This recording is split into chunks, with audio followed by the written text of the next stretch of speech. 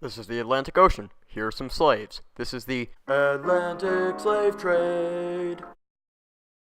Hey Portugal, wanna sail the wrong way around the world to India? Log up. Hey Spain, wanna sail the wrong way around the world to India? No, Please?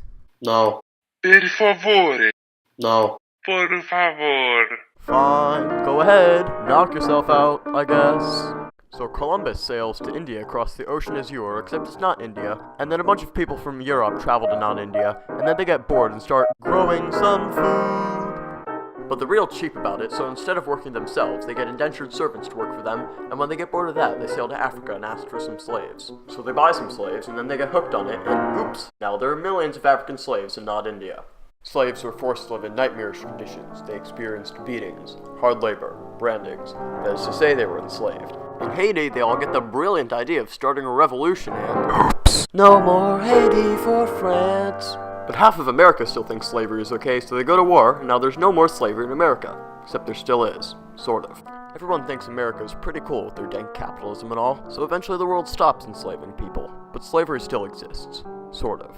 People still want to get other people to work for them for very little money. So they come up with this tremendous idea known as neoliberalism, a pivotal landmark in 20th century globalization. Other countries pay people less money for their work, so all the capitalist pigs yell out. Open up the trade borders. Stop having them to be closed so that we can produce things cheaper and get more profit for ourselves. Suddenly, everybody thinks that taxing imports is a bad idea, so they sign some trade agreements like NAFTA and the European Economic Community. And then their idea plays out exactly as they planned and whoops. Unemployment skyrockets! Correction, unemployment skyrockets in first world countries. Poor third world countries do not have skyrocketing unemployment. And people get angrier. Angry people who lost their jobs to free trade see this dank presidential candidate who says he's gonna bring the jobs back to America. Now he's the president of the United States of America. And he seems to be against cultural integration, another pivotal landmark in 20th century globalization. Not Indian countries are melting pots of many different cultures because they inherited culture from African slaves. In the United States, jazz music. In Haiti, voodoo and Creole language. In Brazil, the martial art known as capoeira.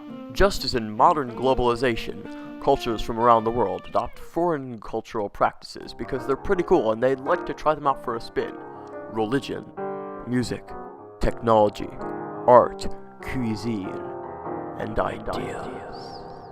Some people feel threatened because other cultures are encroaching on their own. They're afraid of the unknown and refuse to open up. Reactionary movements form in response to the perceived threats, but the cultural mixing goes on and on and on and on and on and on. Bye.